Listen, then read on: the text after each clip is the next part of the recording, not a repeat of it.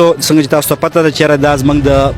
مخکې خو زموږ PK 60 چونکې زموږ پارټۍ تنظیمي سټرکچر ډانچه دا ده چې زموږ د ډسټرکټ نه پس بیا د حلقو تنظیمي چونکې بلدیاتی الیکشن پوره تحصیل شبقدر کې دی نو موږ د تحصیل شبقدر میټینګ راغوښتی وو او دې کې زموږ د قومي وطن پارټۍ طرف نه د تحصیل شبقدر د چیرمنۍ یا ناظمۍ دپاره امیدوار شاهد خان کتوزی دی مندو څنګه چې تاسو ته پته ده چېرې د نورو پارټو هم کینډیډیټس د PTI خو لا اتلس کینډیډیټس دي خپل منځ کې وران دي ایز یوزول او جمعیت خو تاسو وکتل چېرې یو مخکې به ویل چېرې دا د قافله حق دی او علما کرام دي هغه علما کرامو ته ښکته وکتل او پرونه یو ماشوم یې روچت کو او هغه هغوی د پاسه کو او داسې په هغې کې هم یو خفګان شته او داسې اورو چېرې کم د JUI چې کم د مین ورکران دي کم علما کرام دي هغوی به یو بل آزاد کینډیډیټ راولي هغې سره سره که نور وګورئ د قوم پرست چې کومه پارټي ده هغوی هم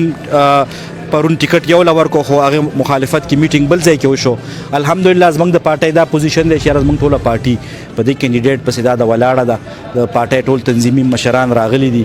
او انشاءالله پر امید یو په دې باندې پر امید یو چې یاره زموږ ویلیج کونسلو کې هم دا د امیدواران تقریبا ټول ښه برابر ښه نامور خلک دي د خپل علاقو ښه درانه مشران دي او ښه نوجوانان را سره دي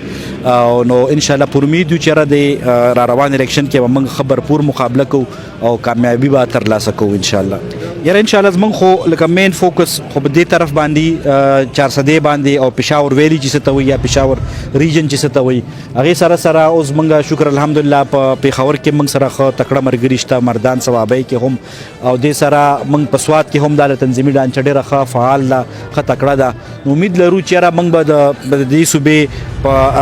ټاپ 3 پارټو کې انشاءالله شمارېږو که خیري او هغې کې به موږ دومره په دې امید لرو چې یاره تحصیل کونسلو کې زموږ دومره یو راشي چې یاره اکثریت راشي چې بره په غټو 3 پارټو کې موږ حساب شو